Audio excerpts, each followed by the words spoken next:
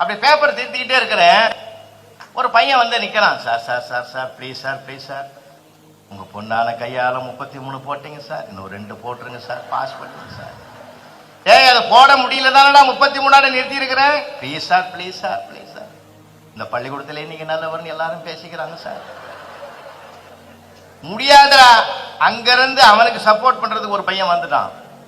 அவனை கேட்கறான், என்னடா ரொம்ப நல்ல மனுஷன், அவர்கிட்ட போய் பேசிங்கிற. இல்லடா 2 மார்க் கேட்டேன்டா. ஐயாவுக்கு வளவளன்னு பேசினா பிடிக்காதுடா, அமைதியா 5 போடுவார். 2க்கே வழி இல்லை. நம்ப நானே புள்ளன்னு சொல்லி 5 போட்டேன். அரை அங்க அரை இங்க அரை போட்டேன். பேப்பரை வாங்கிக்கின 38 மார்க் வாங்கிக்கின்னு அவங்ககிட்ட சொல்றான், என்னமோட உன் புண்ணியத்தில் நான் பாஸ் ஆகிட்டேன்னு போறேன் சார். மார்க் போட்டது நானு, புண்ணியம் அவனுக்கு. இவனுங்களை வச்சுக்கிட்டு நீங்க கனிவான்னா என்ன பண்ண முடியும்? அவங்க பேப்பர்லாம் திருத்தி பார்த்துறீங்களா சண்முகம் சார்? அவங்க பேப்பர்லாம் திருத்தி பார்த்துக்கிறீங்களா? எட்டயபுரத்தில் பிறந்தவரை பற்றி குறிப்பு எழுதுனா எட்டயபுரத்தில் யாரோ பிறந்திருப்பார், நீ யாரை பற்றி கேட்கிறாய் என்ன கேட்டுக்கிறான். 2 நாள் லீவ் போட்டு நான் ஸ்கூலுக்கே வரல. 5 புலன்களும் அடங்கினால் என்ன வரும்னா ஆம்புலன்ஸ் வரும்னு எழுதுறான் சார். அவன் ஒன்னில பூகம்பம் எப்படா வரும்னு எழுதியிருந்தான், விரைவில் வரும்னு எழுதிக்கிறான் சார். அவன் அன்றைக்கு ஒரு பாஞ்சாலி கூந்தலை விரித்தால் பூகம்பம் வந்தது, பெரிய போர் வந்தது. இன்றைக்கு சென்னையில் முழுவதும் பார்க்கிறேன், அத்தனை பெண்களும் தலைவிரித்துக் கொண்டு செல்வதனால் மிகப்பெரிய பூகம்பம் ஒன்று வரும் எழுதிட்டு, அந்த பூகம் எப்படி விளையும் தெரியுமா?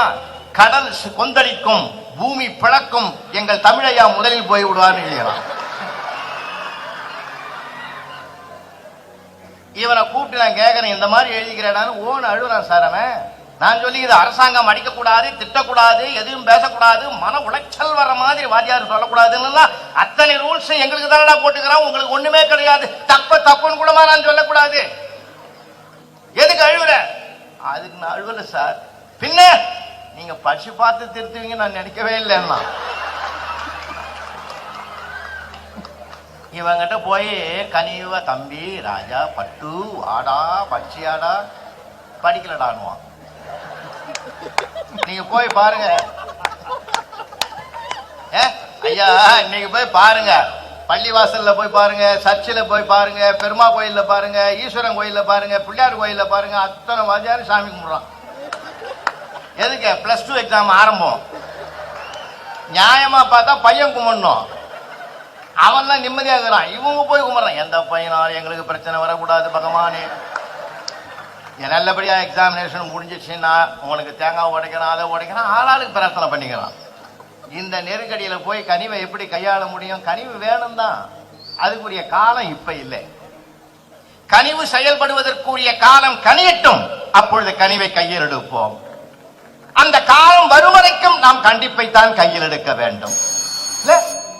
ஐயா, சிக்னல்ல கூட ரெட் சிக்னல், எல்லோ கிரீன் போட்டிருக்கான். நில் கவனி செல் தானே, அந்த கண்டிப்பு இருந்தா தானே சார் அங்க ஆக்சிடென்ட் ஆகாம இருக்குது. வாழ்க்கையில 2 செய்தி சொல்லி தான் நிறைவு செய்யறேன். கனிவு காட்டுங்கள், பையன் மார்க் மட்டும் வாங்குவான். கண்டிப்பு காட்டுங்கள், மார்க்கை தாண்டிய மதிப்புகளை வாங்குவார். இன்னும் சொல்லட்டுங்களா? கனிவு காட்டுகிற ஆசிரியரை விட தான் படிக்கிற காலத்தில் கண்டிப்பாக நடந்த ஆசிரியரை தான் பிற்காலத்தில் தன் வாழ்நாள் முழுவதும் நினைத்து பெருமைப்படுவார் ஒவ்வொருவனும். இது அனுபவ உண்மை. கனிவு வேண்டும், கண்டிப்பு கூட இருந்தால்தான் கனிவுக்கும் மரியாதை. நன்றி, வணக்கம்.